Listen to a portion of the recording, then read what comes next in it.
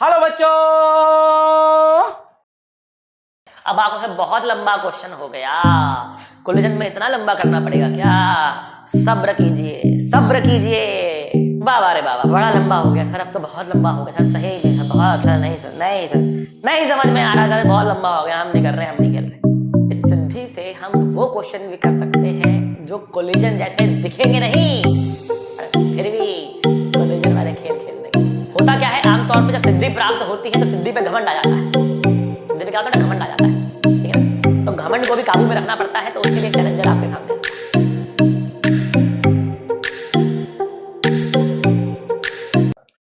Hello dear students, बच्चों आज हम स्टार्ट करने वाले हैं सेंटर ऑफ मास का लेक्चर नंबर 4 और इसमें एक बहुत इंटरेस्टिंग टॉपिक को हम डील करेंगे जिसका नाम है कोलिजन्स।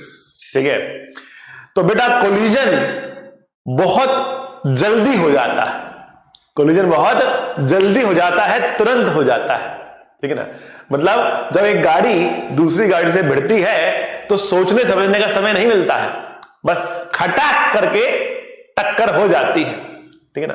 तो कोलिजन की जो ड्यूरेशन है ना वो बहुत बहुत छोटी होती है, ठीक है? तो कोलिजन में क्या हो रहा है इसको समझना थोड़ा सा मुश्किल हो जाता है। ठीक, जैसे यहां पर दो गाड़ियां आपस में भिड़ गई, ठीक है, तो आप देखेंगे कि इनकी जो शेप है वो डिस्टॉर्ट हो रही है, यहां पर कुछ चेंजेस आ रहे हैं, कुछ साउंड भी प्रोड्यूस हुई होगी, और ये सारी की सारी चीजें, इसकी रफ्तार में चेंज आया होगा, इसकी रफ्तार में चेंज आया होगा, लेकिन अंदर जो पैसेंजर्स बैठे हैं उनको धक्का लगा होगा, और ये सारी की सारी गतिविधियां जो हो रही है ना वो उस फ्रैक्शन ऑफ सेकंड में हो रही हैं, उस चुटकी बजाने वाले समय में हो रही हैं जिस समय में ये कोलिजन हो रहा है। तो duration of the collision is very very very very short and that is why collision को समझना थोड़ा सा मुश्किल हो जाता है, उसकी फील आना थोड़ा सा मुश्किल हो जाता है। तो कोलिजन की फील लेनी है तो एक काम करते हैं, कोलिजन को देखते हैं हम थोड़ा सा स्लो मोशन के अंदर, कोलिजन को देखते हैं थोड़ा सा स्लो मोशन के अंदर, ठीक है? तो अब कैसे देखें कोलिजन को स्लो मोशन में, ठीक है, दिखाते हैं आपको, आइए देखिए बच्चा, मान लेते हैं कि हमारे पास यहां पर एक बॉक्स रखा है और इसके आगे लगा है एक स्प्रिंग, एक दूसरा बॉक्स यहां पर है, लेट अस से इसका मास है m1 और ये कुछ u रफ्तार से चलता हुआ आ रहा है, स्प्रिंग का स्प्रिंग कांस्टेंट है k और इसका मास m2 है। फिलहाल हमने कहा कि जमीन पे कोई फ्रिक्शन नहीं है, there is no friction at all, तो जमीन कैसी है बड़ा स्मूथ है, there is no friction at all, ये इनिशियली रेस्ट पर है और ये जाकर टकराने वाला है, ठीक है? यहां पर बेटा क्वेश्चन क्या आता है, क्वेश्चन जैसे यहां पर आता है कि भैया फाइंड द मैक्सिमम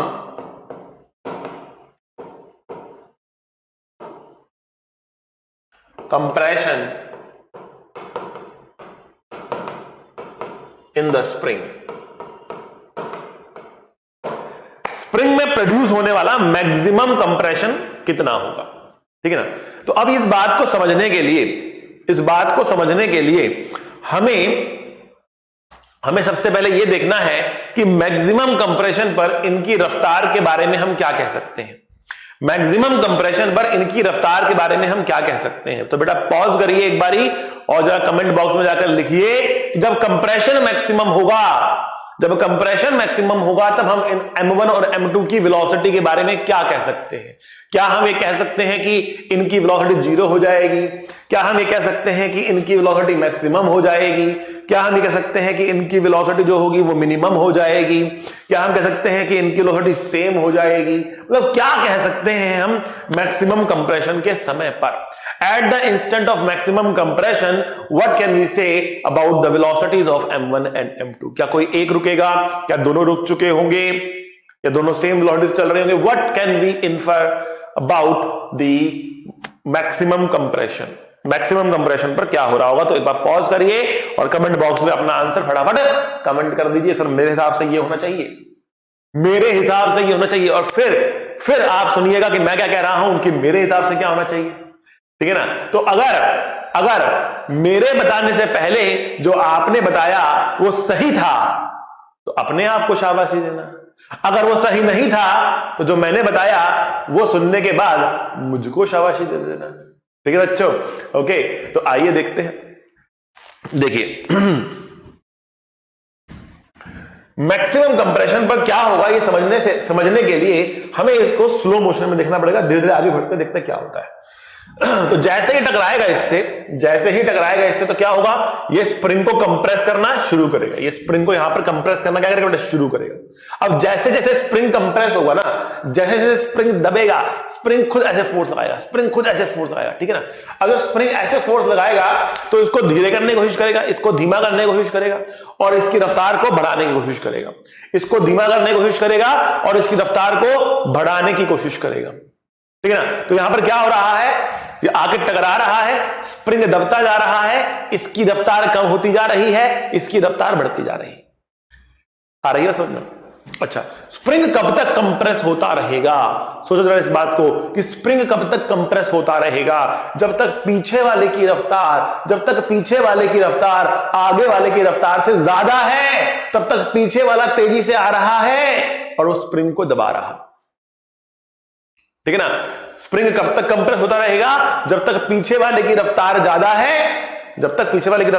है, तब तक वो आगे वाले के नजदीक आता रहेगा, इनके बीच की दूरी घटती रहेगी, स्प्रिंग कंप्रेस होता रहेगा, ठीक है ना।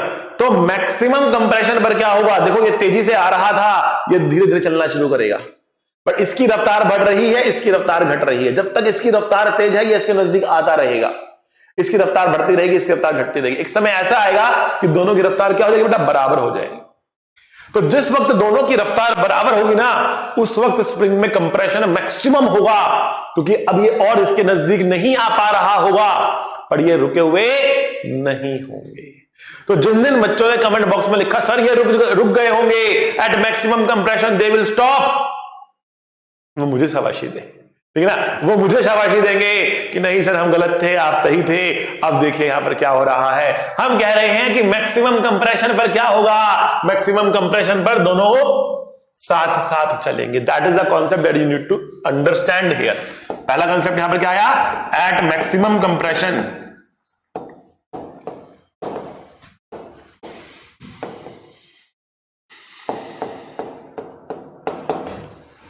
both the blocks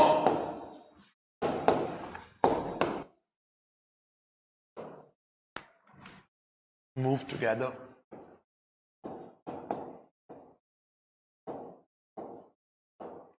At maximum compression both the blocks move together, दोनों साथ साथ चलते हैं। मैक्सिमम कंप्रेशन पर दोनों साथ साथ चलते हैं।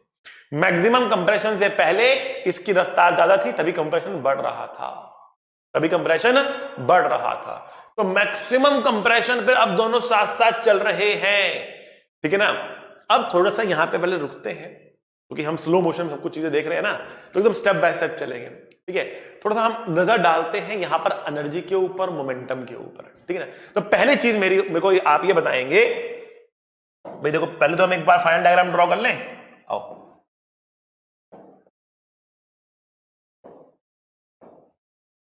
फाइनली दोनों बराबर रफ्तार से चल रहे, इसमें मैक्सिमम कंप्रेशन आ गया, ये M1 है, ये M2 है, दोनों साथ साथ चल रहे हैं और वी रफ्तार से मान लिया मैंने, ठीक। अच्छा जी, अब मुझे बताइए क्या यहां पर मोमेंटम कंजर्व होगा, क्या यहां पर थ्रू आउट मोमेंटम कंजर्व होगा या नहीं होगा? Can I conserve the momentum, yes और no? The answer is yes, you can conserve. Why? Momentum कब कंजर्व होता है? तो बेटा मोमेंटम तब कंजर्व होता है जब नेट फोर्स सिस्टम पे जीरो होता है, नेट एक्सटर्नल फोर्स सिस्टम पे जीरो होता है। तो बेटा हॉरिजॉन्टल डायरेक्शन में तो कोई फोर्स है ही नहीं एक्सटर्नली, ये इस पे लगा रहा, ये इस पे लगा रहा, ये तो इंटरनल फोर्स है, ये दोनों हमारे सिस्टम का हिस्सा है, हम इन दोनों सिस्टम का मिलाकर मोमेंटम की बात कर रहे हैं। तो इनके ऊपर एक्सटर्नल फोर्स कोई हॉरिजॉन्टल डायरेक्शन में है नहीं, इनका मोमेंटम हम कर सकते हैं कंजर्व। मतलब कि क्या? मतलब कि ये कि इनिशियल मोमेंटम, मतलब मोमेंटम क्या है? कंजर्व है। Momentum of the system is constant, मतलब m1 into u is equals to m1 plus m2 into v. ये था initial momentum m1 into you, ये तो रुका हुआ था, इसका मोमेंटम था नहीं, इसका मोमेंटम कितना m1 इंटू यू है। और फाइनली क्या है, दोनों चल रहे हैं तो m1 प्लस m2 की तरफ चल रहा है, v से चल रहे हैं, इसलिए m1 plus m2 into we. यहां से हमने v की वैल्यू निकाल ली, m1 u divide by m1 plus m2। तो देखो बेटा, पहले भी कुछ काइनेटिक एनर्जी है इसके पास, फाइनली भी दोनों के पास कुछ काइनेटिक एनर्जी है। तो can I say that kinetic energy is conserved? Can I say kinetic energy before the collision and kinetic energy during the collision, kinetic energy before the collision and kinetic energy during the collision is same? Can I say that kinetic energy is conserved? Comment करके बताइए। क्या मैं बोल सकता हूं initial kinetic energy at this instant is equal to kinetic energy at this instant? Can I say yes और no? Comment करके बताइए बेटा। नहीं बोल सकते, we cannot. Why? Because some of the kinetic energy is going into the elastic potential energy. तो जिस time पे कोलिजन होता है ना, डिफॉर्मेशंस आती हैं ऑब्जेक्ट के अंदर, क्या आती है बेटा? डिफॉर्मेशंस आती हैं, और वो एनर्जी जो होती है ना, सिस्टम की काइनेटिक एनर्जी जो होती है, वो उस डिफॉर्मेशन एनर्जी में चली जाती है, जिसको आप इलास्टिक पोटेंशियल एनर्जी भी बोलते हो। जैसा कि स्प्रिंग के केस में हो रहा है, स्प्रिंग के अंदर एनर्जी जा रही है, स्प्रिंग डिफॉर्म हो रहा है, इसके अंदर एनर्जी स्टोर हो रही है। तो हम यहां पे क्या कह रहे हैं बेटा? हम कह रहे हैं कि स्प्रिंग में डिफॉर्मेशन आई, मतलब कोलिजन के दौरान जो डिफॉर्मेशन आई, काइनेटिक एनर्जी उस डिफॉर्मेशन की एनर्जी के अंदर चली जाती है। अब जो एनर्जी है, हो सकता है, इसके आगे की बात कर रहा हूं, हो सकता है आगे वापस से ये स्प्रिंग जो है खुल जाए, और हो सकता है कि पूरा ना खुले, और वो डिपेंड करेगा कि स्प्रिंग इलास्टिक है कि इनइलास्टिक है। ठीक है, चलो उसकी बात करूंगा मैं आगे और डिटेल में, पहले मैं मैक्सिमम कंप्रेशन निकाल दूं आपके लिए। ठीक है, तो मैंने कहा काइनेटिक एनर्जी तो कंजर्व नहीं है, लेकिन टोटल एनर्जी तो कंजर्व है ना। स्प्रिंग के अंदर गई एनर्जी, हमने कहा कि जो भी इनिशियल एनर्जी थी, अब फाइनली वो कहां पर है? या तो काइनेटिक एनर्जी के रूप में है, या फिर किसके रूप में है? पोटेंशियल एनर्जी के रूप में, मैकेनिकल एनर्जी के रूप में। ठीक है ना, तो यहां पर काइनेटिक एनर्जी कंजर्व नहीं हो रही है, लेकिन हमने स्प्रिंग को, क्योंकि स्प्रिंग क्या है, एक इलास्टिक नेचर का होता है, ठीक है ना, तो हमने कहा कि जो भी इसके अंदर एनर्जी स्टोर हो रही है, उतनी एनर्जी काइनेटिक एनर्जी कम हो गई होगी। ठीक है, तो देखिए हम यहां पे क्या बोल सकते हैं, आइए। तो मैंने कहा इनिशियल काइनेटिक एनर्जी कितनी है हमारे पास? हाफ m1 u स्क्वायर, ये इनिशियल है।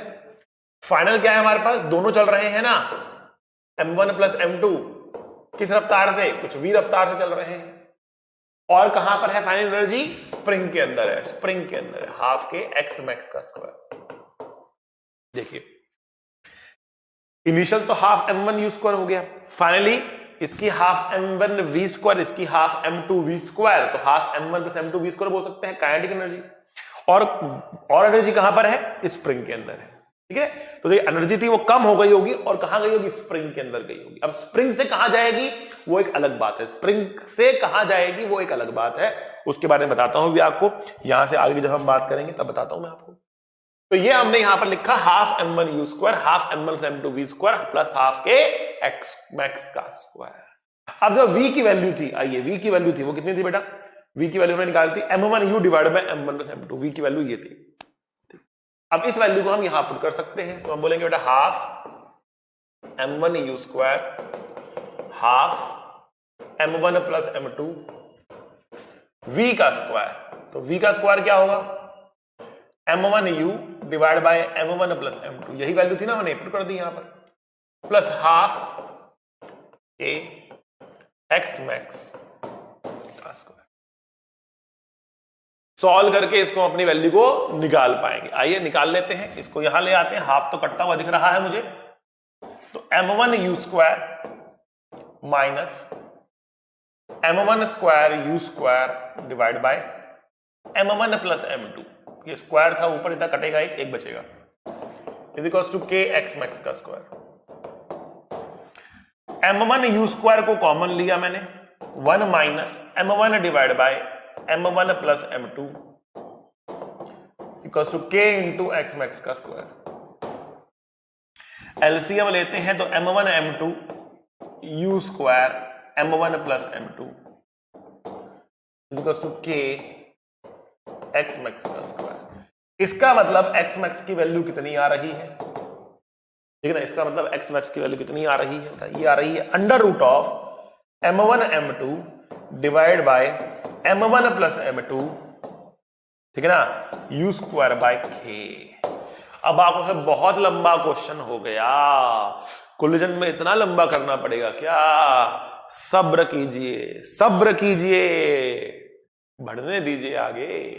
एक लाइन में करके दिखाएंगे इसका आंसर, एक लाइन में। सिद्धि मेथड है हमारे पास, सिद्धि मेथड है बेटा हमारे पास। एक लाइन में करके दिखाएंगे इस आंसर तक, एक लाइन में पहुंच कर दिखाएंगे आपको। One line answer, one line answer रहेगा आपके लिए बेटा, वन लाइन आंसर।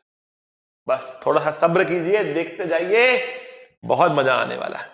आ जाओ आ जाओ, देखो बेटा, हमने कहा यहां पर इसकी रफ्तार थी, यू टकराया, मैक्सिमम कंप्रेशन हुआ, एनर्जी स्प्रिंग के अंदर गई, काइनेटिक एनर्जी कंजर्व नहीं है यहां तक, लेकिन मोमेंटम कंजर्व है। इसके बाद क्या होगा? मैक्सिमम कंप्रेशन तो निकाल दी हमने, इसके बाद क्या होगा? अब वो डिपेंड करेगा स्प्रिंग की इलास्टिसिटी पर, अब वो डिपेंड करेगा स्प्रिंग की इलास्टिसिटी पर। अगर स्प्रिंग परफेक्टली इनइलास्टिक हुआ, परफेक्टली इनइलास्टिक हुआ मतलब खुला ही नहीं इसके बाद, तो ऐसा ही रह गया, बस कंप्रेस जहां तक हुआ बस ऐसे ही रह गया, अब ऐसे चले जा रहा है। ये दोनों साथ साथ चलते चले जाएंगे, सेपरेट नहीं होंगे, उसके बाद दोनों साथ साथ चलते चले जाएंगे। और जो भी एनर्जी थी अब वो हीट में लॉस हो जाएगी, जो भी इसमें एनर्जी आई थी सारी की सारी हीट में लॉस हो जाएगी, अगर ये परफेक्टली इनइलास्टिक हुआ। और अगर ये परफेक्टली इलास्टिक हुआ तो कोई भी एनर्जी हीट में नहीं जाएगी, ये वापस से खुलेगा। इलास्टिसिटी का मतलब क्या होता है? वो आप वापस से अपनी शेप को रिगेन करेगा, तो ये वापस से खुलेगा और धक्का मारेगा, इस वाले को और तेज करेगा, इस वाले को स्लो करेगा, इस वाले को और तेज करेगा, इस वाले को स्लो करेगा। अब जब इसको स्लो कर रहा है, देखो ये तो कभी रुक नहीं सकता क्योंकि इसको तेजी करे जा रहा है, इस पर तो फोर्स लगा इसको तेज करे जा रहा है, तेज करे जा रहा है, तेज करे जा रहा है, तो चलता ही चला जाएगा आगे, तो इसकी रफ्तार तो और बढ़ेगी, इसकी रफ्तार तो और बढ़ेगी। लेकिन इस वाले का क्या? अब ये और स्लो होता चला जा रहा है, ठीक है ना, तो हो सकता है कि अल्टीमेटली ये आगे ही चले बहुत कम रफ्तार से, और ये भी हो सकता है कि ये रुकी जाए, स्लो होता तो रुकी जाए, और ये भी हो सकता है कि ये पीछे भागना शुरू कर दे, ये पीछे भागना शुरू कर दे। वो डिपेंड करता है इनके मासेस कितने ज्यादा कितने कम है, वो डिपेंड करेगा इनके मासेस क्या है क्या नहीं है। अगर इनके मासेस एग्जैक्टली बराबर होंगे ना बेटा, तो ये रुकेगा और ये आगे यू से भागेगा, ये आगे यू से भागेगा, परफेक्टली इलास्टिक कंडीशन। ठीक, चलिए, तो मोटा मोटा अब आपको बात समझ में आ गई है, ठीक है। हम ये कह रहे हैं जब भी कोलिजन होगा, जब भी कोलिजन होगा तो कोलिजन के दौरान क्या होगा? बॉडीज क्या करेंगी? आपस में डिफॉर्म करेंगी। जब बैट शॉट मारता है ना बॉल पे, बॉल को जब बैट शॉट मारता है ना बॉल को, तो बैट भी हल्का सा बेंड करता है।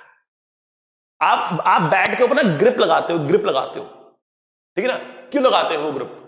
ठीक है, कई बार आप महसूस करोगे कि एकदम झटका मारा उसने, आपको करंट सा मारा उसने, आपको वाइब्रेट करता है आपके हाथ में, आपके हाथ से निकल सकता है वो जब आप उस पर शॉट मारोगे। क्यों? बिकॉज वो वाइब्रेट करता है। वाइब्रेट क्यों करता है? What are vibrations? हल्का सा बेंड होकर वापस आ रहा है, हल्का सा बेंड होकर वापस आ रहा है, ऐसे वाइब्रेट कर रहा है वो। उसकी शेप बहुत छोटे लेवल पे आप देखोगे ना, बहुत स्मॉल एम्पलीट्यूड की वाइब्रेशंस है, ऐसे नहीं बैट पूरा ऐसे ऐसे ऐसे ऐसे करेगा, वेरी स्मॉल वाइब्रेशंस होंगी उसके अंदर। वो हल्की सी बेंडिंग और वो अपने रीगेन कर रहा है, इस तरीके से बेंडिंग और रीगेन कर रहा है जब भी बल्ला बैट पर मारेगा। इसीलिए बैट जब बनाए जाते हैं, अच्छे बैट जो बनाए जाते हैं, उसके अंदर ऐसे मटेरियल लगाया जाता है जो हल्का सा फ्लेक्सिबल हो। बहुत रिजिड रहेगा ना तो बैट टूट भी सकता है, बैट टूट भी सकता है, वो ब्रिटल हो सकता है, बॉल आएगी बल्ला टूट गया, ठीक है ना। तो वो कौन से मटेरियल से बनाया जा रहा है वो जरूरी है, उसकी इलास्टिसिटी भी जरूरी है, ठीक है ना, उसकी इलास्टिसिटी भी जरूरी है, ठीक है। जब मान लिया आप लॉन टेनिस खेल रहे हो, आपके पास रैकेट है और आपने उस रैकेट से शॉट मारी, आपने रैकेट से बॉल पर शॉट मारी, तो बॉल भी हल्की सी दबेगी, बॉल भी हल्की सी दबेगी, रैकेट भी हल्का सा दबेगा, और फिर वो वापस आएंगे और वो वापस आएंगे। अरे बस समझ में आपको। तो जब भी कोलिजन होगा ना, कोलिजन के दौरान क्या होगा? हल्की सी डिफॉर्मेशन आएगी और फिर वो खुलेगी, हल्की सी डिफॉर्मेशन आएगी और फिर वो खुलेगी। कितना खुल रही है वो उसकी इलास्टिसिटी है, कितना वापस रीगेन कर रही है वो उसकी इलास्टिसिटी है, ठीक है। चलिए, थ्योरेटिकली मेरे ख्याल से आपको बातें सारी समझ में आ गई होंगी। अब कोलिजन को हम थोड़ा कैटेगराइज करते हैं, कोलिजन को थोड़ा हम कैटेगराइज करते हैं, ठीक है ना। तो कोलिजन बेटा एक तो होता है बेटा हेड ऑन कोलिजन, जिसके बारे में हम आज चर्चा करने वाले हैं। सब कुछ एक लाइन पर ही हो रहा है, कुछ तिरछा मिर्चा एंगल नहीं आ रहा है, सब एक लाइन पर ही हो रहा है, कुछ तिरछा मिर्चा एंगल नहीं आ रहा है। हमारी क्लास आज की जो रहेगी वो हेड ऑन कोलिजन पर ही फोकस्ड रहेगी। और दूसरा होता है बेटा ऑब्लिक कोलिजन। दूसरा क्या होता है बेटा? ऑब्लिक कोलिजन, जिसमें एंगल्स आ जाते हैं, जिसमें एंगल्स आ जाते हैं। ये मैं नेक्स्ट क्लास में डिस्कस करूंगा ऑब्लिक कोलिजन के बारे में। कंपटीशन के पॉइंट ऑफ व्यू से थोड़ा सा हमको पूछा जाता है ये, ठीक है ना। तो ऑब्लिक कोलिजन के बारे में मैं आपको नेक्स्ट क्लास में डिस्कस कर दूंगा। आज की क्लास में हम हेड ऑन कोलिजन के बारे में बात करेंगे, जहां पे कोई एंगल्स इन्वॉल्व नहीं रहेंगे, सब कुछ एक लाइन के लॉन्ग ही हो रहा होगा, ठीक, ओके, बहुत बढ़िया। नेक्स्ट जो कैटेगरी हम करते हैं इसकी कोलिजन की, कोलिजन को हम क्लासिफाई कर सकते हैं एक और तरीके से। क्या तरीका है? एक होता है बेटा इलास्टिक कोलिजन, इलास्टिक कोलिजन, और एक होता है बेटा इन इलास्टिक कोलिजन, ठीक है।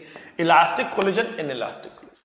इलास्टिक कोलिजन के अंदर, इलास्टिक कोलिजन के अंदर कोई भी हीट प्रोड्यूस नहीं होती, साउंड प्रोड्यूस नहीं होती, लाइट प्रोड्यूस नहीं होती, मैकेनिकल एनर्जी कंजर्व्ड रहती है, मैकेनिकल एनर्जी कंजर्व्ड रहती है, और initial kinetic energy final kinetic energy के बराबर होती है। लेकिन ड्यूरिंग द कोलिजन तो डिफॉर्मेशन आएंगी ही आएंगी इलास्टिक के केस में। हाँ, वो अपने आप को रिगेन कर लेंगी, परफेक्टली रिगेन कर लेंगी, तो इनिशियल फाइनल काइनेटिक एनर्जी बराबर हो जाएगी, ठीक है ना। इन इलास्टिक में क्या रहेगा? परमानेंट डिफॉर्मेशन होंगी, कुछ परमानेंट डिफॉर्मेशन होगी, कुछ एनर्जी परमानेंटली लॉस हो जाएगी, कुछ हीट में, साउंड में, लाइट में चली जाएगी, परमानेंट लॉस ऑफ एनर्जी आपको मिलेगा, और initial kinetic energy final kinetic energy के बराबर नहीं होगा। तो इलास्टिक कोलिजन में क्या होने वाला बेटा? Initial kinetic energy is equals to final kinetic energy. Initial final क्या रहेंगे बेटा? बराबर रहेंगे, लेकिन ड्यूरिंग कम होगा, ड्यूरिंग कम होगा, तो that is greater than during collision. During collision, DC मतलब ड्यूरिंग कोलिजन। इनिशियल फाइनल बराबर है, लेकिन ड्यूरिंग कोलिजन थोड़ा सा क्या है बेटा? कम है। ड्यूरिंग कोलिजन क्या है बेटा? थोड़ा सा कम है, ठीक है। ड्यूरिंग कोलिजन थोड़ा सा जो है वो कम है। क्यों? कहां गया? वो डिफॉर्मेशन में गया। क्या इलास्टिक कोलिजन में डिफॉर्मेशन होता है? होता है, ठीक है ना, बट उसका क्या होता है? वो रीगेन कर लेता है। तो इनिशियल फाइनल क्या होता है? बराबर होता है, बट ड्यूरिंग द कोलिजन थोड़ा सा एनर्जी लॉस तो नहीं करना चाहिए, स्टोर हो जाता है इलास्टिक पोटेंशियल एनर्जी के रूप में, डिफॉर्मेशन एनर्जी के रूप में। What about the momentum? Initial momentum, final momentum बराबर होगा। इनफैक्ट ड्यूरिंग कोलिजन भी मोमेंटम बराबर ही रहेगा, मोमेंटम थ्रू आउट कंजर्व रहेगा। इनिशियल फाइनल ड्यूरिंग के बीच, ड्यूरिंग भी बराबर रहेगा। बट काइनेटिक एनर्जी की बात करें तो इनिशियल फाइनल तो बराबर है, लेकिन ड्यूरिंग में क्या है? थोड़ी सी कम है, ठीक है। इन इलास्टिक कोलिजन की बात करें अगर हम, इन इलास्टिक कोलिजन की बात करें अगर हम, तो इन इलास्टिक कोलिजन के अंदर kinetic energy initial is greater than kinetic energy final, मतलब कुछ एनर्जी का लॉस हो ही चुका है, ड्यूरिंग भी ऑब्वियसली कुछ कमी ही, ठीक है ना। हाँ, ड्यूरिंग के अंदर जो काइनेटिक एनर्जी है, ड्यूरिंग के अंदर जो काइनेटिक एनर्जी है, ठीक है ना, वो थोड़ी सी और कम होती है, बिकॉज ज्यादा स्टोर हो जाती है पहले उसमें और लॉस हो जाती है, और कुछ बची हुई फिर वापस आती है। पूरा रीगेन नहीं होता है काइनेटिक एनर्जी का, पूरा रीगेन नहीं होता है काइनेटिक एनर्जी का, तो ड्यूरिंग तो और भी कम हो जाती है, ठीक है ना। अच्छा जी, मोमेंटम के बारे में क्या बोल सकते हैं? इनिशियल फाइनल ड्यूरिंग सब बराबर है, इनिशियल फाइनल ड्यूरिंग कोलिजन सब बराबर है मोमेंटम, इनिशियल फाइनल ड्यूरिंग सब बराबर है मोमेंटम, ठीक है। अच्छा, अब इसके अंदर जो एक्सट्रीम कंडीशन है उसको हम बोलते हैं plastic collision.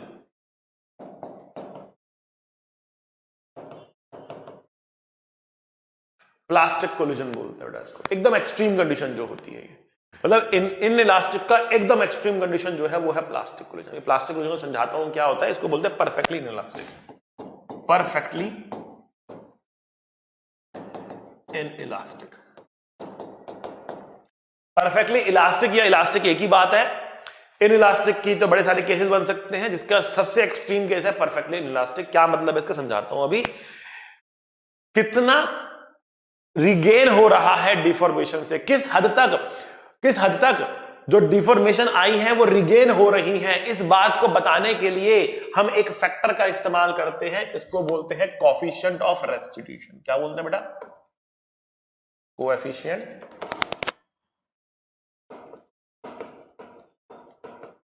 Of restitution. Coefficient of restitution e से लिखा जाता है, ये ई से लिखते हैं। क्या होता है बेटा ये? बेटा कोएफिशिएंट ऑफ रेस्टिट्यूशन होता है velocity of separation divide by velocity of approach. Velocity of separation divide by velocity of approach is coefficient of restitution. पहले निकाल लेते हैं इसको, फिर हम बात करेंगे इसके बारे में और ज्यादा, ठीक ना। तो velocity of separation and velocity of approach क्या क्या होता है, पहले इसके बारे में हम कर लेते हैं एक छोटी सी चर्चा। आइए। Now suppose we have two objects,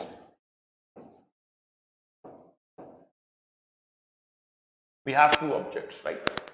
now इन दोनों के बीच का एक डिस्टेंस है r। अगर ये डिस्टेंस घटेगा तो अप्रोच होगी और बढ़ेगा तो सेपरेशन होगी। कोलिजन से पहले हम देखते हैं अप्रोच और कोलिजन के बाद हम देखते हैं सेपरेशन। कोलिजन से पहले होती है अप्रोच और कोलिजन के बाद क्या होता है बेटा? होती है सेपरेशन। कोलिजन से पहले अप्रोच, कोलिजन के बाद सेपरेशन होती है, ठीक है।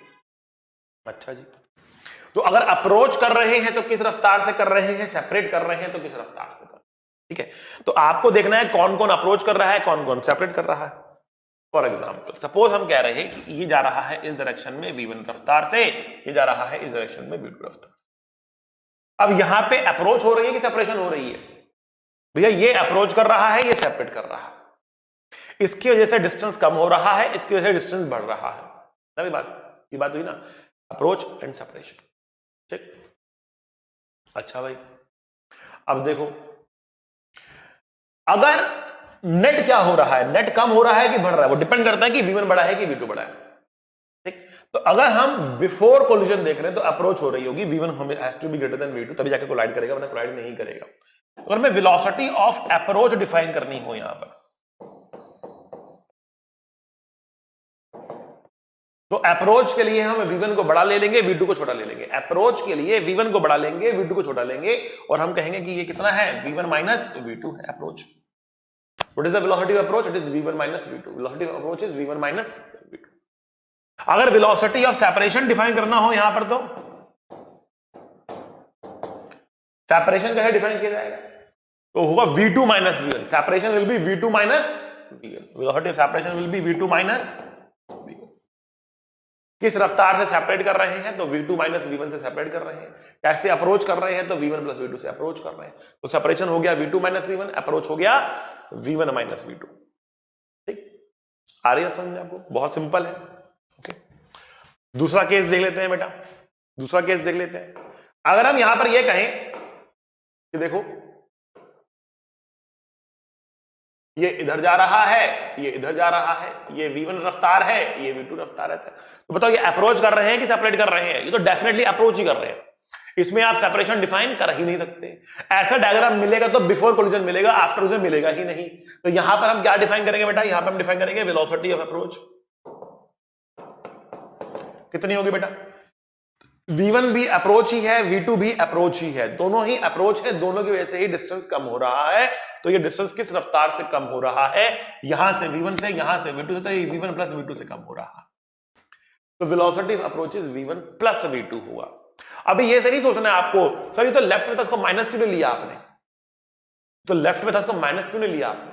आप समझो हम निकाल क्या रहे हैं, हम इनका रिजल्टेंट नहीं निकाल रहे हैं v1 v2 का, हम दोनों को वेक्टर सम नहीं करके निकाल रहे हैं। हम क्या निकाल रहे हैं यहाँ पर बेटा? हम निकाल रहे हैं इनका इसकी जो डिस्टेंस है किस रफ्तार से कम हो रहा है। तो ये भी कम कर रहा है, वो भी कम कर रहा है, दोनों कम कर तो जुड़ेंगे ना, दोनों ही कम कर रहे तो जुड़ेंगे ना। ठीक है ना, तो दोनों काम करे जुड़ गए, तो v1 प्लस v2 हो गया। ठीक, अच्छा जी, अगर सिचुएशन ऐसी होती कि ये इधर भाग रहा है, ये इधर भाग रहा है, ये v1 से भाग रहा है, ये v2 से भाग रहा है, तो बेटा अप्रोच हो रही है कि सेपरेशन हो रही है? सेपरेशन हो रही है ना, तो हम यहां पे क्या डिफाइन करेंगे बेटा? वेलोसिटी ऑफ सेपरेशन डिफाइन करेंगे। क्या होगी बेटा? वो होगी बेटा v1 plus v2। Velocity of separation will be v1 plus v2। Velocity of separation will be v1 plus v2 हो जाएगी। ठीक है, तो velocity of approach is v1 plus v2, velocity of separation is also v1 plus v2, but situation अलग है। इसमें approach define हो रही, इसमें सेपरेशन डिफाइन।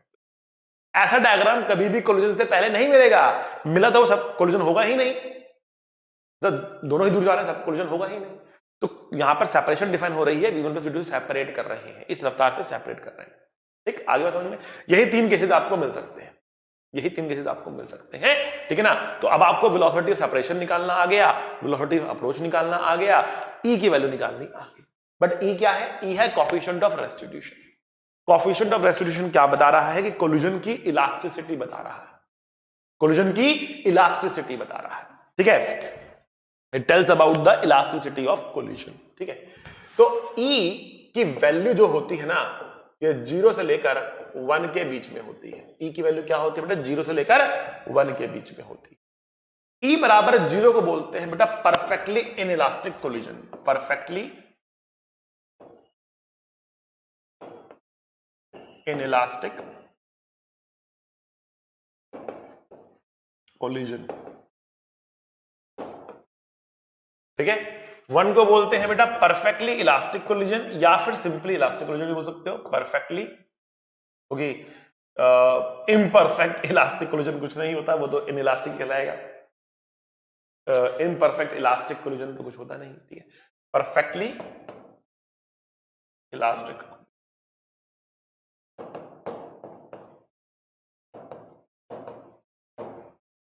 ये तो इसकी वैल्यू 0 से 1 के बीच में लाई करती है। ठीक है, तो जब हम कह रहे हैं कि परफेक्टली इनइलास्टिक है, ई की वैल्यू हमने 0 लिखी, तो ई की वैल्यू 0 का मतलब क्या हुआ? वेलोसिटी ऑफ सेपरेशन 0 हो गया। अब वो सेपरेट नहीं हो रहे हैं, दोनों साथ साथ चल रहे हैं, दोनों की वेलोसिटी बराबर हो गई है। मतलब स्प्रिंग जब कंप्रेस हुआ, दोनों साथ साथ चल रहे थे, स्प्रिंग खुला ही नहीं, फिर दोनों साथ साथ चलते ही चले गए। ठीक है ना, अगर आप देखोगे तो यहां पर एक कंडीशन आती है ना ऐसी, जब दोनों की वेलोसिटी क्या होती है? बराबर होती है। कोई भी कोलिजन क्यों ना हो, एक कंडीशन तो ये आती है ड्यूरिंग द कोलिजन की, जब दोनों की वेलोसिटी क्या होती है? बराबर होती है। ठीक है ना, कोलिजन का टाइप जो मर्जी हो, वो इस सिचुएशन तक पहुंचता है, बट इसके बाद क्या होता है वो मैटर करता है, क्योंकि अभी तक खत्म नहीं हुआ collision. During the collision, collision जब खत्म हो जाएगा तब की बात करते हैं। ठीक है, तो ड्यूरिंग द कोलिजन एक ऐसी घटना जरूर होती है जब दोनों की वेलोसिटी क्या होती है? बराबर होती है। ठीक है ना, उसके बाद वो सेपरेट होना शुरू करते हैं। अगर यहां पर आकर स्प्रिंग खुले ही ना, तो बेटा वो होता है परफेक्टली इनइलास्टिक कोलिजन। एक बॉल ली आपने, बॉल जमीन पर डाल दी, तो बॉल क्या करेगी? बॉल नीचे जा रही जा रही जा रही जा रही, दबेगी, रुकेगी रुकेगी रुकेगी, फिर बाउंस करेगी, ऐसे बाउंस करेगी, ऐसे। ठीक है ना, बाउंस करेगी, it will have a velocity. वहीं पर आपने क्ले ले ली, क्या वो आटा बनाते हैं ना, घर में रोटी बनाते हैं आटा, ठीक है ना, वो मतलब जब आपने आटा गूंद लिया है अपना, उस आटे को लेकर जमीन पे गिर दिया, खटैक, आटा बाउंस बैक नहीं कर रहा ना, तो आटा में गया गया गया गया गया गया, रुक गया, बस वापस आने की क्षमता नहीं है, उसमें इलास्टिसिटी नहीं है, वो परफेक्टली इनइलास्टिक है। वो परफेक्टली क्या है बेटा? इनइलास्टिक है। ठीक है, आ रही बात समझ में आपको? तो इलास्टिक क्या है, इनइलास्टिक क्या है, आई होप अब आपको क्लियर हो गया होगा। इलास्टिक इनइलास्टिक आपको क्लियर हो गया होगा, कोएफिशिएंट ऑफ रेस्टिट्यूशन भी आपको क्लियर हो गया होगा, है ना। आइए अब सबसे पहले हम परफेक्टली इलास्टिक कोलिजन को लेकर कुछ चीजें स्टडी करते हैं, जो कि आपकी एनसीईआरटी में भी दे रखी हैं। ठीक है ना, फिर आकर हम कुछ स्पेशल केसेस के बारे में बातें करेंगे। ठीक है, और उन स्पेशल केसेस के ऊपर कुछ क्वेश्चन करके देखेंगे। ठीक है, तो बहुत शानदार जर्नी है, आइए देखते हैं। जर्नी है और उस जर्नी में कोलिजन है। ठीक है ना, सेफ जर्नी। चलो भैया देखते हैं आगे, आओ। इलास्टिक कोलिजन की चर्चा कर रहे थे हम।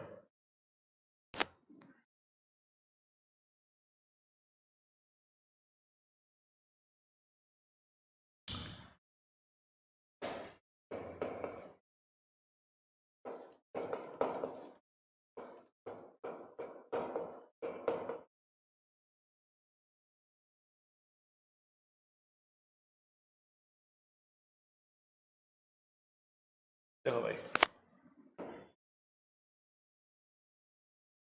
हमने कहा कि इसका मास m1 है, इसका मास m2 है, इसकी रफ्तार u1 है, इसकी रफ्तार u2, and collision is perfectly elastic, collision is perfectly, मतलब kinetic energy before collision, kinetic energy after collision is equal. क्या करना है बेटा? सबसे पहला काम लिखा है आपके सामने, सबसे पहला काम सुंदर डायग्राम, कमेंट में लिख के बताओ बेटा, सबसे पहला काम सुंदर डायग्राम, ठीक है बेटा। आ भैया, अब इसके अंदर दो डायग्राम बनाने हैं, दो डायग्राम बनाने हैं, एक बनाना है आपको बिफोर कोलिजन और एक बनाना है आपको after collision. Before Christ after Christ नहीं है ये, बिफोर कोलिजन आफ्टर कोलिजन है ये। तो मान लिया इसकी रफ्तार v1 है, इसकी रफ्तार v2 है। भैया ये तो डेफिनेटली आगे ही जाएगा, बट इसके बारे में हम श्योरली कह नहीं सकते कि आगे ही जाएगा, ये रुक भी सकता है, आगे जा सकता है, पीछे जा सकता है, डिपेंडिंग ऑन द मास। तो कुछ भी नहीं कह सकते, तो हमने आगे मान लिया, कोई टेंशन वाली बात नहीं। नेगेटिव आएगा तो मतलब पीछे जाएगा, जीरो तो जीरो, और पॉजिटिव आएगा जो हमने माना है वो सही है, मतलब आगे ही जा रहा होगा। ठीक, मोमेंटम कंजर्व करेंगे सबसे पहले। Initial momentum m1 u1 plus m2 u2, final momentum m1 v1 plus m2 v2। ठीक, m1 वालों को एक तरफ ले आते हैं, तो m1 u1 minus v1, m2 v2 minus u2, ये हो गया हमारी इक्वेशन नंबर 1। अब सेकंड इक्वेशन, क्योंकि हम परफेक्टली इलास्टिक कोलिजन की बात कर रहे हैं, जो सेकंड इक्वेशन हमारी बनेगी वो क्या बनेगी? तो बेटा सेकंड इक्वेशन हमारी बनने वाली है वो है kinetic energy conservation before and after. तो kinetic energy initial is equal to kinetic energy final, ये हम यूज कर रहे हैं, ठीक है ना। तो what is the initial kinetic energy बेटा? It is half m1 u1 square plus half m2 u2 square equals to half m1 v1 square plus half m2 v2 square. That's the initial and the final kinetic energies, initial and final kinetic energy, that is how we write initial and final kinetic energy, right? Again देखो, आप half काट सकते हो, ठीक है, और m1 को एक तरफ m2 को एक तरफ ले आते हैं, तो हम क्या लिख पाएंगे बेटा? हम क्या लिख पाएंगे बेटा? हम लिख पाएंगे यहां पर m1 u1 square minus v1 square, m2 v2 square minus u2 square. यह है इक्वेशन नंबर 2। अब इक्वेशन नंबर 2 को इक्वेशन नंबर 1 से हम करने वाले हैं डिवाइड, हम करने वाले हैं equation number 2 divide by equation number 1। Equation number 2 क्या है बेटा? m1 u1 a square minus b square is a plus b into a minus b divide by m1 u1 minus v1, m1 u1 minus v1, similarly m2 v2 plus u2 into v2 minus u2 divided by m2 v2 minus u2। अब आप देख सकते हो कि काफी चीजें cut रही हैं। now we will get u वालों को एक तरफ, v वालों को एक तरफ, तो u1 minus u2 is equals to v2 minus v1, or we can say that 1 is equals to v2 minus v1 divided by u1 minus u2. This one is basically the coefficient of restitution. तो कहने का मतलब क्या था यहां पर कि ये मैंने प्रूव किया है बेसिकली आपके सामने कि इलास्टिक कोलिजन के लिए E की वैल्यू 1 होती है, मैंने प्रूव किया है आपके लिए। लेकिन यहां से आगे आप ये मान के चल सकते हैं कि इलास्टिक कोलिजन के लिए E की वैल्यू 1 होती है, तो मैं पहले स्टेट कर दिया था, अब मैंने आपके सामने प्रूफ भी कर दिया। और यहां से आगे आप मान के चलेंगे कि इलास्टिक कोलिजन के लिए E की वैल्यू आप 1 ले सकते हैं, ठीक है।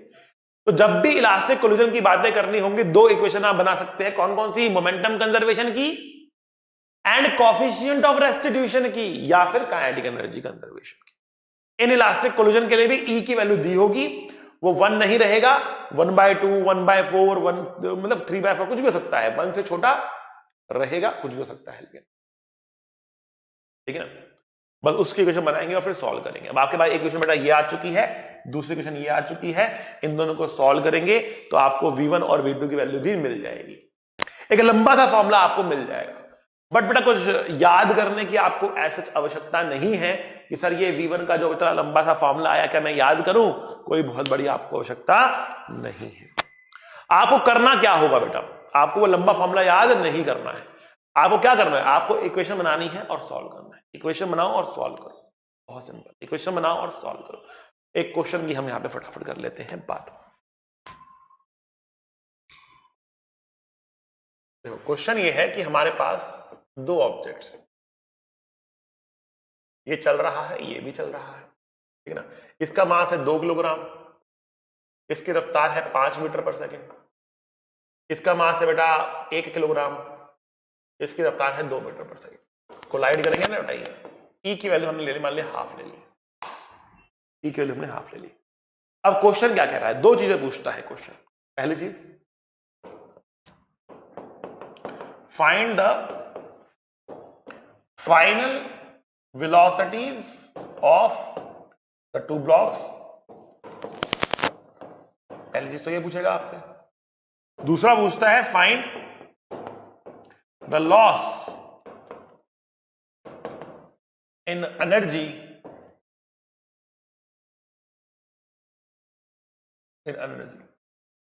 ये पूछेगा आप, एनर्जी या काइनेटिक एनर्जी बोल सकते हैं यहां पे इसको, to be more accurate, kinetic loss in kinetic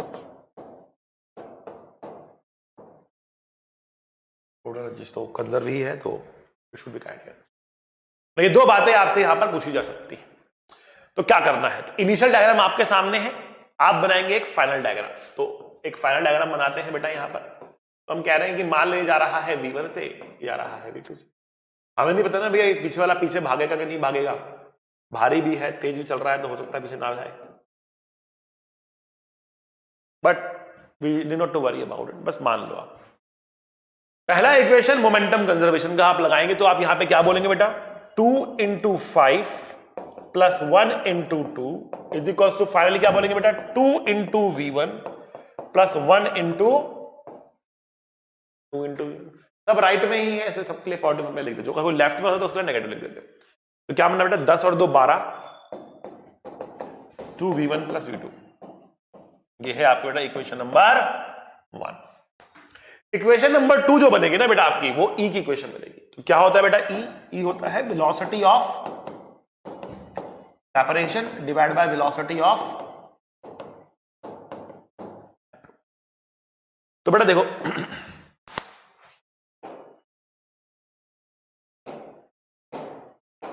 ई की वैल्यू है क्या, ई की वैल्यू है क्या, तो हमने कहा बेटा ई की वैल्यू है 1/2। ई की वैल्यू बेटा कितनी हमारे पास 1/2 है, ठीक है। वेलोसिटी ऑफ सेपरेशन, सेपरेशन देखते हैं आफ्टर कोलिजन, और सेपरेशन के लिए v2 को बड़ा होना चाहिए, तो हम बोलेंगे भाई v2 - v1। अप्रोच देखते हैं बिफोर कोलिजन, और अप्रोच के लिए 5 ऑब्वियसली 2 से बड़ा है तभी कोलिजन होगा, तो हम क्या बोलेंगे 5 - 2 बोलेंगे। तो बेटा हमें यहां से क्या मिल रहा है, हमें मिल रहा है 3 = 2v2 - 2v1, 2v2 - 2v1। तो एक इक्वेशन ये रही, दूसरी इक्वेशन वो रही, ठीक है ना। तो इसको भी यहां लिख लेते हैं हम, 12 = 2v1 + v2। बहुत शानदार। इन दोनों हम ऐड कर दें तो आप क्लियरली देख सकते हो 2v1 कट रहा है, 12 और 3 15 आ रहा है, और 3v2 आ रहा है। इसका मतलब v2 की वैल्यू 5 मीटर पर सेकंड आ रही है। देखो बेटा इतना लंबा थोड़ा फॉर्मूला याद करने की आवश्यकता नहीं है, सिंपल 2 इक्वेशन बनती है, सॉल्व करके आंसर आता है, आसानी से आता है, कोई बहुत लंबी छोटी दिक्कत वाली बात नहीं, ठीक है ना। इतना लंबा फॉर्मूला याद करने की जरूरत आपको है नहीं, इसलिए मैंने वो निकाला भी नहीं, यहाँ मैंने इक्वेशन बना के छोड़ दी थी बस। अब v2 की वैल्यू हमें मिल चुकी है। अब जो v2 की वैल्यू आ रही, इस वैल्यू को मैं किसी भी दोनों में से किसी भी इक्वेशन में पुट करूंगा तो मुझको v1 की वैल्यू भी मिल जाएगी। तो एक काम करते हैं, मैं इस वाली इक्वेशन में पुट कर देता हूं, तो देखो v1 की वैल्यू कितनी आएगी, तो हम बोलेंगे बेटा 12 2 टाइम्स ऑफ v1 + 5, ये 5 यहां पर आएगा, 5 यहां पर आएगा, तो बेटा 7 बचेगा 2v1। तो इसका मतलब v1 की वैल्यू कितनी आ रही है, 7/2 आ रही है। v1 की वैल्यू कितनी आ रही है, 7/2 आ रही है, that is the value of v1, 7/2। समझ गए? अच्छा जी, सर पहले वाला पार्ट तो हो गया, कोई दिक्कत वाली बात नहीं है। अब दूसरे में निकालना है लॉस इन काइनेटिक एनर्जी, क्योंकि E की वैल्यू 1/2 थी, तो कुछ लॉस हुआ होगा, हीट में गया होगा, साउंड में गया होगा, लाइट में गया होगा, ठीक है। तो what is the loss in kinetic energy, how to write the loss, loss in kinetic energy कैसे लिखें? तो लॉस होता है बेटा initial minus final. Why we are writing initial minus final, ऐसे क्यों लिख रहे हैं? इनिशियल माइनस फाइनल क्यों लिख रहे हैं बेटा? ठीक है ना, क्योंकि इनिशियल काइनेटिक एनर्जी ज्यादा होगी, फाइनल कम होगी, क्योंकि जो लॉस हुआ है। तो इनिशियल काइनेटिक एनर्जी कितनी है बेटा, आइए देखते हैं। तो इनिशियल है half m 5 square, half 2 5 square, half into 2 into 5 square plus half into 1 into 2 square, half into 1 into 2 square. बेटा ये क्या है बेटा, ये इनिशियल है, माइनस फाइनल लिखते हैं। आइए half v1, half into 2 into v1 square, v1 कितना बेटा आपके पास 7/2, v1 है 7/2, तो हाफ इंटू 2 इंटू 7/2 का स्क्वायर प्लस आइए half into 1 into v2 square, v2 कितना 5 है, तो बेटा half into 1 into v2 square, v2 कितना हमारे पास 5 है।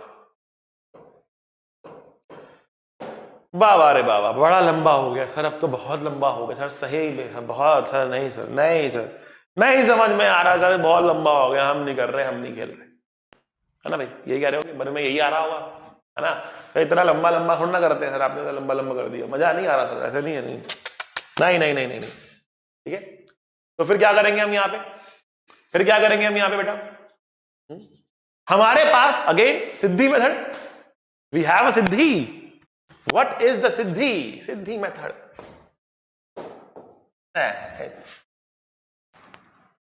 उठा देते हैं।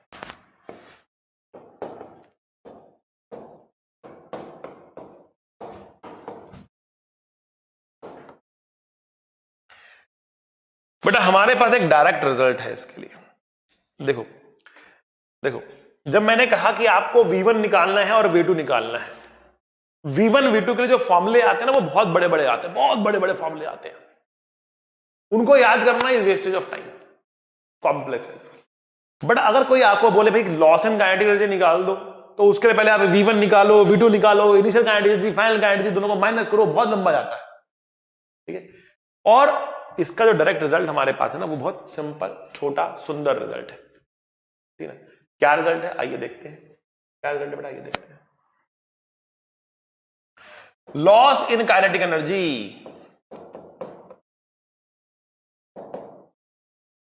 Is equal to half reduced mass 1 minus e square into velocity of approach का square. Half m v square होता है ना, तो हाफ एम वी स्क्वायर तो है ही, हाफ की जगह पर हाफ, एम की जगह पर म्यू रिड्यूस मास, वी की जगह पर वेलोसिटी अप्रोच लेना है, अप्रोच वाला लेना है, सेपरेशन नहीं, अप्रोच, वेलोसिटी अप्रोच का स्क्वायर, इतना समझ में आया। बट साथ में एक 1 माइनस ई स्क्वायर है, 1 माइनस ई स्क्वायर है जो आपको लिखना है, that is the loss in kinetic energy. तो ये सारा कैलकुलेट कर लेना, इसको आप निकाल लेना कितना आता है एग्जैक्टली इससे, फिर मैच करना, ठीक है ना। आइए what is reduced mass, mu की वैल्यू कितनी होती है बेटा, 2-3 बार कर चुके अब हम लोग, m1 m2 divide by m1 plus m2 होती है। जिसने नहीं करा, जो पहली बार लेक्चर देख रहा है, जो बीच में जंप कर रहा है लेक्चर में, उसके लिए mu is equal to m1 m2 divide by m1 plus m2 होता है। इसको हम कहते हैं रिड्यूस्ड मास।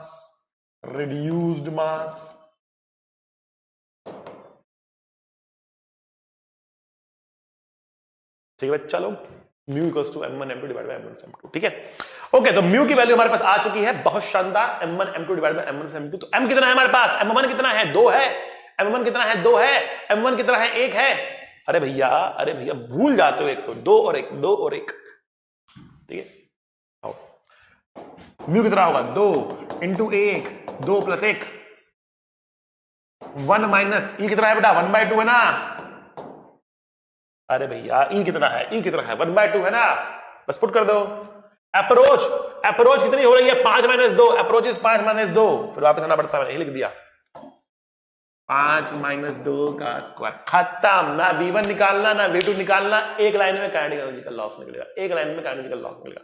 बहुत बेहतरीन, बहुत सुंदर, अति सुंदर, अति सुंदर, अति सुंदर। 2/3, 3/4,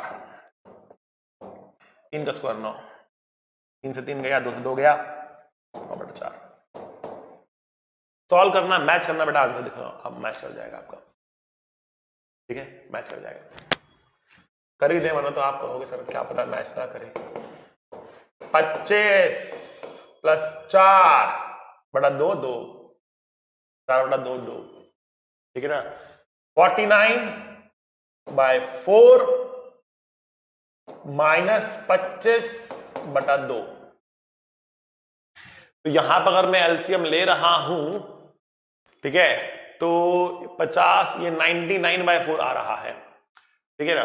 और ये 100 और लिख ही देते, चलो भैया 4 एलसीएम आएगा ना, 4 तो एलसीएम आएगा, 4 तो मैच कर गया कम से कम। चलो आओ, 25 चौका 100, ठीक है ना, 4 दूनी 8, ठीक है ना, -49 -50, तो 99 और 100, एक और ये 9/4 मैच कर गया। बहुत खूब, बहुत खूब, बहुत खूब, बहुत खूब।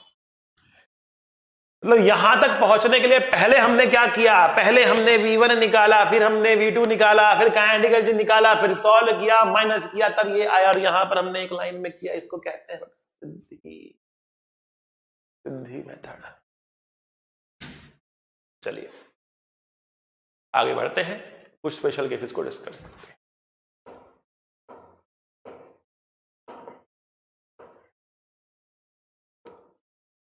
सबसे पहला स्पेशल केस, M1 अगर M2 के बराबर है और E की वैल्यू 1 है, मतलब मासेस बराबर है और परफेक्टली इलास्टिक कोलिजन है। मासेस बराबर है और परफेक्टली इलास्टिक कोलिजन है, तब क्या होगा? मासेस बराबर है, परफेक्टली इलास्टिक कोलिजन है, तब क्या होगा? तब होता है बेटा वेलोसिटीज का exchange, then velocities gets exchanged. अब बेटा मैं देखो प्रूफ नहीं करा रहा हूं आपको, सीधा रिजल्ट बता रहा हूं, आप रिजल्ट याद कर ले, काम चल जाएगा आपका। देन वेलोसिटीज गेट्स एक्सचेंज्ड मतलब क्या है इसका? इसका मतलब ये है मास m है, मास m है, रफ्तार v1 है, रफ्तार v2 है, टकराएंगे, e की वैल्यू 1 होनी चाहिए। टकराएंगे तो क्या होगा? इसका एरो इसको, इसका एरो इसको, इसका एरो इसको, इसको इसका एरो इसको, सिंपल एरो एक्सचेंज। एरो उठा के दे देना है, मतलब इसको v2 दे दो, इसको v1 दे दो। अच्छा सर अगर एक रुका हुआ हो तो क्या हुआ? क्या हुआ? कोई दिक्कत नहीं है, रुका है तो रुका हुआ है। कोलिजन के बाद क्या हुआ? इसका एरो इसको रुका ही होता है, रुक जाएगा, ठीक है ना, पीछा रुक जाएगा, तो ये हो जाएगा स्टॉप, ये जाएगा v से। अगर सर दो रखे हो तो, बराबर बराबर मास के दो रखे हो तो अब क्या होगा? अब क्या होगा? तो बेटा हम इनको दो को कंबाइन करके एक 2m नहीं मानेंगे, दो को कंबाइन करके एक 2m नहीं मानेंगे, हम अलग अलग कोलिजन मान लेंगे। हम कहेंगे पहले ये टकराएगा इससे तो ये रुकेगा, ये भागेगा, और भागते ही इससे टकराएगा तो ये रुकेगा, ये भागेगा। तो अल्टीमेटली क्या होगा? आपके पास पीछे वाले दो रुके हुए होंगे, ये वाला आगे भाग रहा होगा कुछ भी से। बहुत शानदार, बहुत बहुत शानदार, शानदार, जानदार, मजेदार, ठीक है ना। इस तरीके से आप इस चीज को बोल सकते हैं। इसी संबट इसी कॉन्सेप्ट के ऊपर वो न्यूटन्स क्रेडल बनाया गया है ना। आप देखते हो ना ऐसे कुछ लगे होते हैं, ऐसे अटैक अटैक अटैक लगे होते हैं, ऐसे कट कर सबका माहौल बराबर होता है। अब एक को आपने पीछे करके छोड़ दिया, या अगर खटकर टकराता है, जब ये टकराता है ना तो यहां से खटकर निकलता है, बाकी सब रुक जाते हैं। वो सिमिलर कॉन्सेप्ट है, कोलिजन। हाँ आगे समझ में आपको? ठीक है, तो पहला केस समझ में आया, स्पेशल केस आपको। अगले केस की बात करते हैं, आइए। स्पेशल केस नंबर 2, अगर एक ऑब्जेक्ट u स्पीड से टकराता है एक ग्राउंड के साथ, फिक्स ग्राउंड के साथ या दीवार के साथ, ग्राउंड के साथ या दीवार के साथ टकराता है तो क्या होगा? अगर कोएफिशिएंट ऑफ इलास्टिसिटी E है तो ये सेम रफ्तार से रिबाउंड नहीं करेगा। U से टकराएगा तो V से जाएगा, कुछ एनर्जी का लॉस होगा और ये E इंटू यू होगा, याद रखना इसको। V बराबर E इंटू यू होगा, V बराबर E, मतलब V से गया, सॉरी U से गया तो E U से आएगा, U से गया तो E U से रिबाउंड करेगा, U से टकराया तो E U से रिबाउंड करेगा, ये आपको रखना है ध्यान। ठीक है बच्चा लोग, थर्ड केस देख लो बेटा, थर्ड केस। अगर H हाइट से टकराता है, H हाइट से गिरता है, H हाइट से गिरता है, E कोफिशिएंट ऑफ इलास्टिसिटी है, तो ऑब्वियसली कुछ एनर्जी इसने यहां पर लॉस करी है ना, कुछ एनर्जी इसने यहां पर लॉस करी है ना। अगर एनर्जी का यहां पर लॉस हुआ है तो वापस H तक ये नहीं जाएगा, वापस H तक ये नहीं जाएगा। कहां तक जाएगा, कहां तक जाएगा बताइए, जाता है E स्क्वायर H तक, E स्क्वायर H तक। H से गिरेगा E स्क्वायर H तक जाएगा, H से गिरेगा E स्क्वायर H तक जाएगा, बस याद कर लेना है बेटा आपको।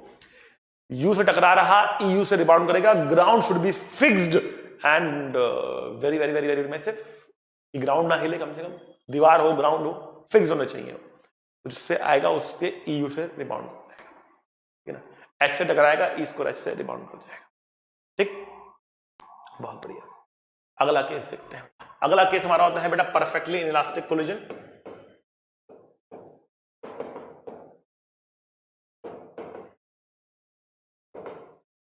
इसमें हम कह रहे हैं E बराबर 0 होता है। अगर ये U से जा रहा था, मान लिया ये रुका हुआ था, अब दोनों क्या करते हैं बेटा, साथ साथ चलते हैं, क्योंकि E 0 है, वेलोसिटी ऑफ सेपरेशन क्या हो जाएगा बेटा, 0 हो जाएगा। तो बेटा मोमेंटम कंजर्वेशन से आप V की वैल्यू डायरेक्टली निकाल सकते हो, m1u divide by m1 plus. Basically मतलब क्या है, दोनों साथ साथ चलेंगे, ये आपको ध्यान रखना है। और इसमें होने वाला काइनेटिक एनर्जी का लॉस क्या होगा, इसमें होने वाला काइनेटिक एनर्जी का लॉस क्या होगा बेटा, तो बेटा लॉस होता है इसमें कितना, हाफ म्यू। अब E की वैल्यू तो 0 ही हो गई, 1 माइनस 0 का स्क्वायर, वेलोसिटी ऑफ अप्रोच का square, that means half mu velocity of approach, that's the energy loss. तो ये बहुत ही इंपॉर्टेंट फॉर्मूला है बेटा, इसको हम अगेन क्या कहेंगे बेटा, इसको हम अगेन क्या कहेंगे बेटा, क्या कह देंगे इसको, बता दो क्या कहेंगे बेटा, सिद्धि। अब काहे कि सिद्धि, वही तो फार्मूला है सर, क्या कह दिया आपने, किसी को भी चीज को सिद्धि बोल देते हो, तो ऐसा थोड़ा मतलब होता है।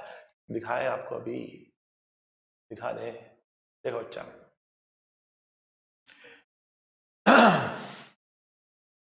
इस सिद्धि से हम वो क्वेश्चन भी कर सकते हैं जो कोलिजन जैसे दिखेंगे नहीं, और फिर भी कोलिजन वाले खेल खेलने के, ठीक है ना। तो हो क्या रहा है, कोलिजन के अंदर काइनेटिक एनर्जी एक हिडन फॉर्म में जा रही है, कोलिजन के अंदर काइनेटिक एनर्जी एक हिडन फॉर्म में जा रही है। तो जहां पर भी ऐसा होगा, जहां पर काइनेटिक एनर्जी हिडन फॉर्म में जा रही होगी और दोनों अल्टीमेटली सेम रफ्तार से चल रहे होंगे, मोमेंटम होगा कंजर्व, आप ये लगा सकते हो। देखो कैसे, शुरुआत में हमने एक क्वेश्चन लिया था और कहा था आपको कि सब्र करो, हम एक लाइन में करके दिखाएंगे, एक लाइन के अंदर, एक लाइन के अंदर। आप भी कह रहे होंगे सर क्यों मजाक कर रहे हैं, अभी हमने 2 पन्ने भर दिए इसको, देखो देखो देखो, देखो, यहां से शुरू किया हमने, यहां से शुरू किया, डायग्राम बनाया, फिर पूरा, तब जाकर ये आंसर है, ठीक ना। अब देखना बेटा, सिद्धि का मजाक उड़ाता है तुम, देखो सिद्धि की ताकत देखो। जा रहा है, टकराएगा, मैक्सिमम कंप्रेशन निकालना है, क्वेश्चन है फाइंड एक्स मैक्स। तो हमने ये तो पहले ही निर्धारित कर लिया था कि भैया मैक्सिमम कंप्रेशन पर दोनों की रफ्तार होती है बराबर, कॉमन रफ्तार, ठीक। और मैंने आपको यह भी कहा था कि जब परफेक्टली इनइलास्टिक कोलिजन होता है तब भी रफ्तार होती है बराबर, बट डिफरेंस क्या है, ये हमेशा इतनी रह जाती है। यहां पर एक खुल सकता है ना, बट हमें क्या पता आगे क्या होने वाला, खुलेगा कि नहीं खुलेगा, कि क्या होगा, किसको क्या मालूम भैया, ठीक है। हमें नहीं पता कि क्या होने वाला, हमने कहा कि भाई इतना ही हो गया।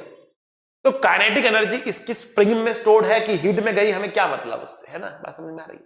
पर काइनेटिक एनर्जी का लॉस तो हो रहा है ना, तो वो लॉस कितना हो रहा है हम डायरेक्टली निकाल सकते हैं बेटा, एक लाइन से बोलेंगे हाफ, मतलब समझो पहले काइनेटिक एनर्जी का लॉस कहां जा रहा, वो जा रहा स्प्रिंग एनर्जी में जा रहा, ठीक है। लॉस कितना हुआ, हाफ म्यू, म्यू कितना होता है बेटा, m1 m2 divide by m1 plus m2 approach, approach तो यू से ही हो रही है, चल ही नहीं रहा है, यह है काइनेटिक एनर्जी का लॉस, ई की वैल्यू 0 लेनी है हमें इसमें, क्योंकि फाइनली हमने स्पीड बराबर ले रखी है।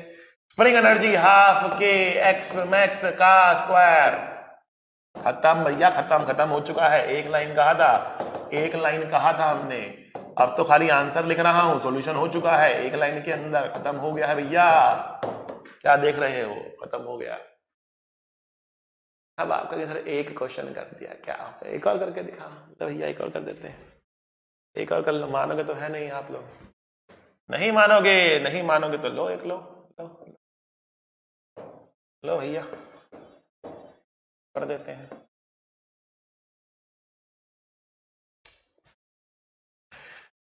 क्वेश्चन है कि हमने इसको फेंक दिया, सब कुछ स्मूथ है, everything is smooth, all surfaces are smooth,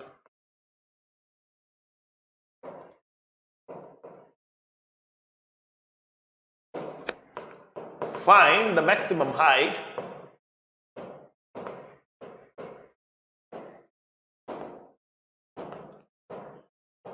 up to which the particle will rise,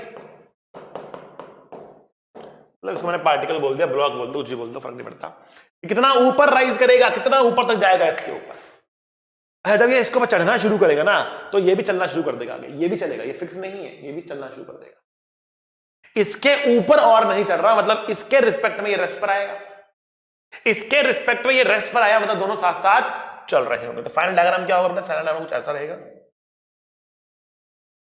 और दोनों ही आगे कॉमन रफ्तार से चल रहे होंगे, दोनों ही आगे कॉमन रफ्तार से चल रहे होंगे। इसके रिस्पेक्ट में ये रुकेगा, इसके रिस्पेक्ट में रुकेगा मतलब इसके साथ साथ चल रहा है, इसके रिस्पेक्ट में रुका मतलब इसके साथ साथ चल रहा है, इसके रिस्पेक्ट में रुका मतलब इसके साथ साथ चल रहा है, अगर समझ में आपको, अब दोनों साथ साथ चल रहे हैं, दोनों साथ साथ चल रहे हैं, ठीक है, बहुत शानदार, बहुत मजेदार, बहुत शानदार। अब दोनों साथ साथ आगे बढ़ रहे हैं, दोनों साथ साथ आगे बढ़ रहे हैं, मतलब कॉमन वेलोसिटी आ गई है इनकी, तो काइनेटिक एनर्जी का लॉस हुआ होगा, कहां गया होगा, पोटेंशियल एनर्जी में गया होगा, तो हम क्या कहेंगे, loss in kinetic energy, loss in kinetic energy equals to gain in potential energy. अरे वाह भाई वाह, कितने का लॉस हुआ बेटा, half mu velocity of approach का square is equal to potential energy gain equals to mgh, लगाया एक लाइन में आंसर, खटाक करके निकल गया बेटा, क्या सोचे हो बेटा, एक लाइन में आंसर, नहीं तो लगाते momentum conservation, kinetic energy conservation solve करते, आंसर आता, आम मेथड, आम जिंदगी, सिंपल सिद्धि मेथड, मेंटोस जिंदगी ठीक है ना, लगा सकते हैं। बच्चे कुछ ना बहुत जबरदस्त कमेंट करते हैं, एकदम शानदार, मजेदार, जोरदार, भन्नाट है। चलो बढ़ते हैं आगे। अब एक क्वेश्चन बहुत ही पॉपुलर है, आइए देख लेते हैं फटाफट उसको भी। क्वेश्चन ये आता है बेटा, h हाइट से एक पार्टिकल को गिर दिया गया, कोएफिशिएंट ऑफ रेस्टिट्यूशन E है, तो नीचे गिरेगा, ऊपर जाएगा, फिर नीचे आएगा, फिर गिरेगा, फिर टकराएगा, फिर ऊपर जाएगा, फिर नीचे गिरेगा, फिर टकराएगा, फिर ऊपर जाएगा, फिर नीचे जाएगा, बहुत सारे कोलिजन लेके अल्टीमेटली रुक जाएगा। क्वेश्चन आता है, find the total distance travelled by the particle, total distance travel by the particle, particle total कितना डिस्टेंस ट्रेवल करेगा ये आपसे पूछा जा रहा है। तो उसने कहा देखो पार्टिकल ट्रेवल करेगा h प्लस ऊपर कितना जाएगा, तो मैंने बताया आपको h हाइट से गिरता है, e स्क्वायर h जाता है, भूल जाते हो यार, भूल जाते हो। एक तो देखो h से गिरता है, e स्क्वायर h ऊपर जाता है, याद रखना है इसको, भूलना नहीं।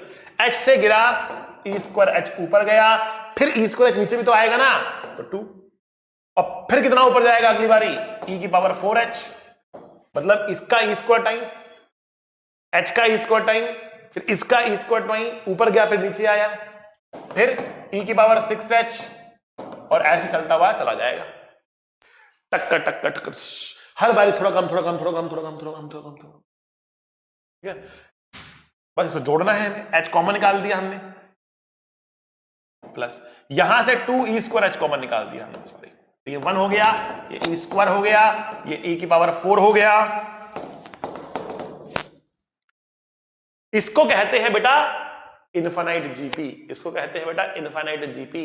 और इनफाइनाइट जीपी का जो सम होता है ना, सम होता है वो क्या होता है, वो होता है बेटा a divide by 1 minus r, a divide by 1 minus r, ठीक है ना। a होता है पहला टर्म, r होता है कॉमन रेशो, जो कितना है ई स्क्वायर है, जो कितना है बेटा ई स्क्वायर है। आइए सॉल्व करते हैं इसको, h plus 2e square h, first term तो 1 है, कॉमन रेशो ई स्क्वायर है तो 1 माइनस ई स्क्वायर डाल दिया हमने, तो h plus 2e square h, in fact यहां से हम कॉमन निकाल लेंगे और यहां से हम h भी कॉमन निकाल लेंगे। अब तो 1 plus 2e square divide by 1 minus e square, solve करेंगे तो h into 1 plus E square divide by 1 minus e square, ये हमारा आंसर आ जाए। बहुत शानदार क्वेश्चन है बेटा, बहुत शानदार क्वेश्चन, ठीक है ना, मजेदार क्वेश्चन है, आपको करके बहुत आनंद आएगा बेटा, ठीक है। बस याद कर रखना है, h हाइट से गिरा तो ई स्क्वायर एच तक गया, ई स्क्वायर एच नीचे, ई की पावर 4 ऊपर, ई की पावर 4 नीचे, ई की पावर 6 ऊपर, सी की पावर 6 नीचे। हर बारी अगले टर्म जो है ई स्क्वायर स्क्वायर स्क्वायर से मल्टीप्लाई करते हुए चले जाओ, सबको जोड़ो, इनफाइनाइट जीपी बनती है, सॉल्व करते हैं आंसर। ठीक, चलिए अब एक चैलेंजर दे रहा हूं आपको, एक चैलेंजर दे रहा हूं, ठीक है ना।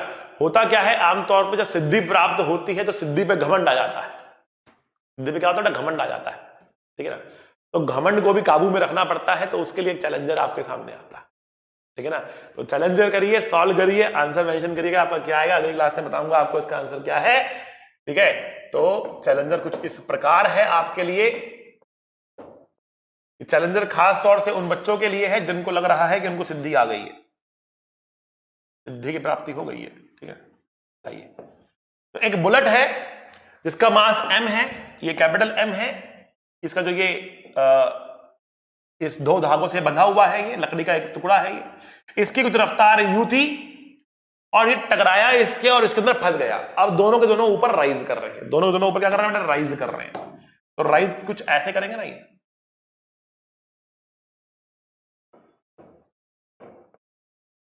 तो आपको बताना है कि जो ये इसका जो सेंटर है वो कितना ऊपर राइज कर गया, आपको बताना है ये h कितना होगा, फाइंड h।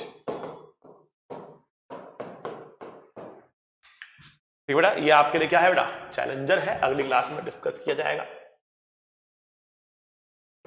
खास तौर से बच्चों के लिए जिनको लग रहा है कि उनको सिद्धि प्राप्त हो गई है, ठीक है। आज के लिए इतना ही काफी है बेटा, पढ़ते रहिए, मुस्कुराते रहिए, अगली क्लास में मिलेंगे, सी यू, टाटा, बाय बाय। पढ़ाई करते रहें, ऑल द वेरी बेस्ट।